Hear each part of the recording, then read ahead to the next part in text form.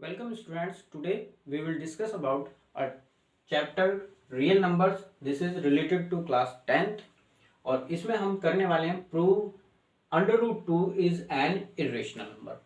बहुत ही इंपॉर्टेंट है। इसी के ऊपर based under root 3, under root 5, ये सभी तीनों नंबर जो हैं ये इरेशनल प्रूव करने के लिए आपके सिलेबस में है। तो जैसे जो स्टेप्स अंडर रूट 2 में फॉलो होंगे वही सेम स्टेप्स अंडर रूट 3 और अंडर रूट 7 में फॉलो होंगे। तो इसका मतलब ये है कि अगर आपने अंडर रूट 2 को कर लिया तो अंडर रूट 3 और अंडर रूट 7 जो है ये ऑब्वियसली आपके हो जाएंगे। सॉरी, इसमें अंडर रूट 5 भी है। Okay, under root 5 and under root 7, तो इनको आप कर लेंगे।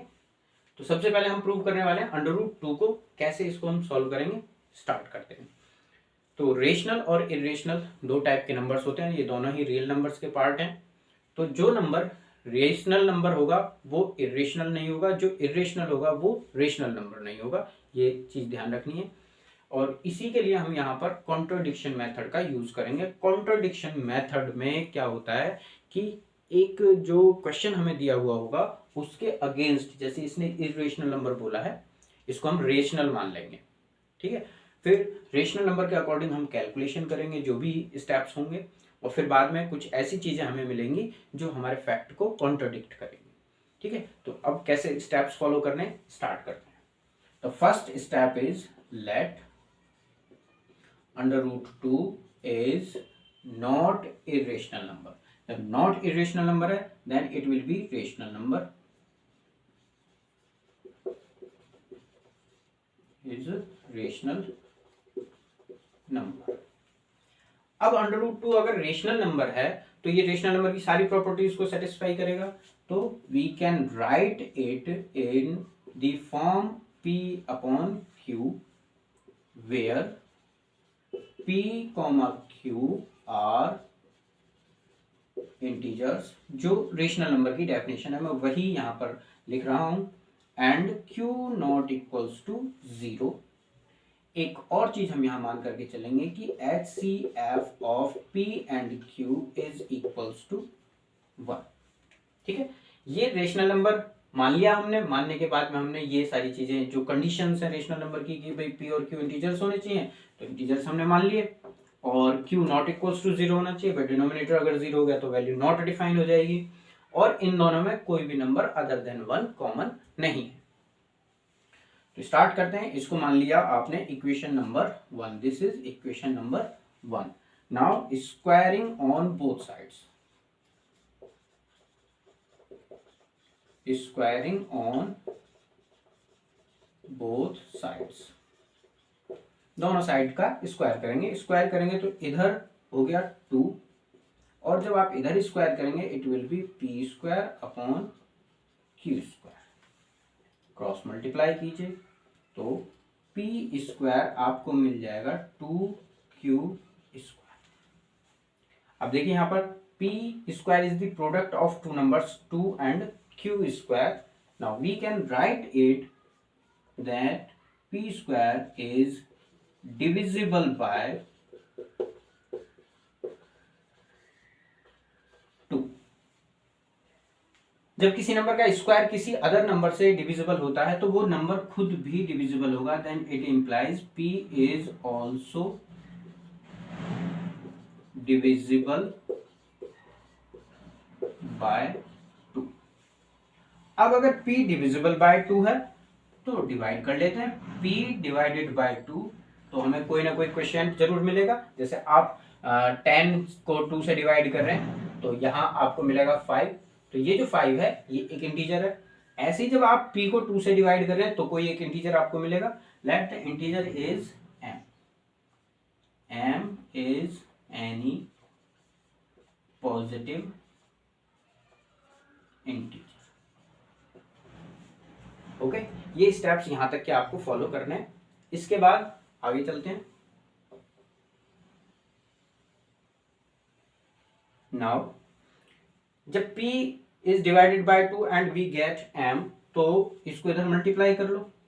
तो p की वैल्यू क्या मिल गई हमको, p इज इक्वल्स टू 2। ठीक है, इस वैल्यू को यहां पर पुट कर देंगे इस इक्वेशन में। This is first, this is second. Putting in second. तो यहां पर पी स्क्वायर है, पी स्क्वायर है तो आप यहां लिख लेंगे 2m का whole square is equals to ये 2q स्क्वायर। दोनों का स्क्वायर ओपन कर लीजिए, स्क्वायर ओपन करेंगे तो 4m square is equals to 2q square. 2 से इसको डिवाइड कर लीजिए, 2 2 जा 4।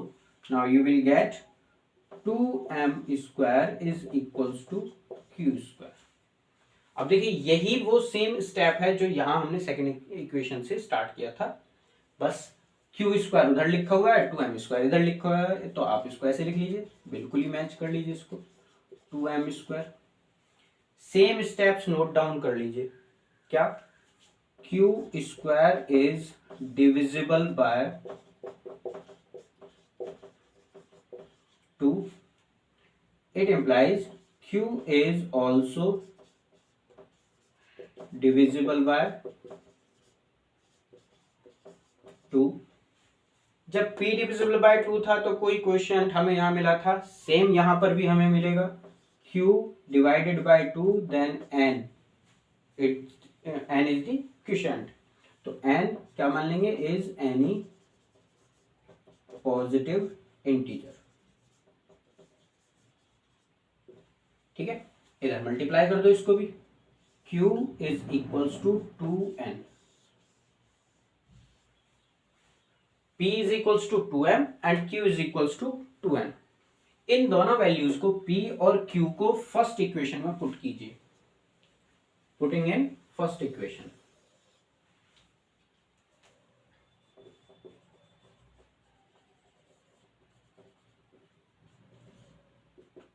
फर्स्ट में रखेंगे तो देखिए यहां पर है √2, तो ये होगा √2 इज इक्वल्स टू, p की वैल्यू रखेंगे 2m, q की वैल्यू रखेंगे 2n। अब यहां पर ध्यान से देखिए कि आपको एक कॉमन फैक्टर मिला 2 यहां पर। Now 2 is common factor of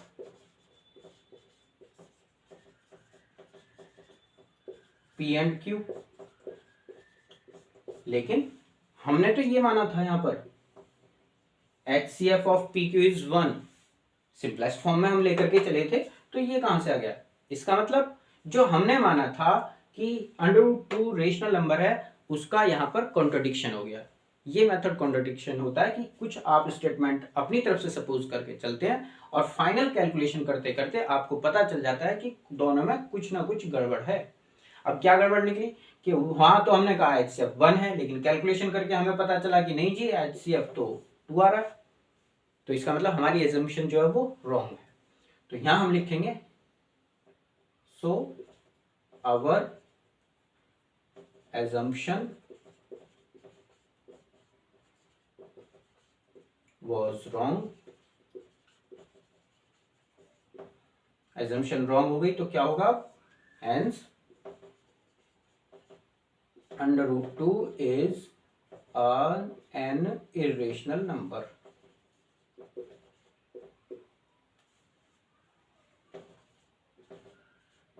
इतना आपको करना है।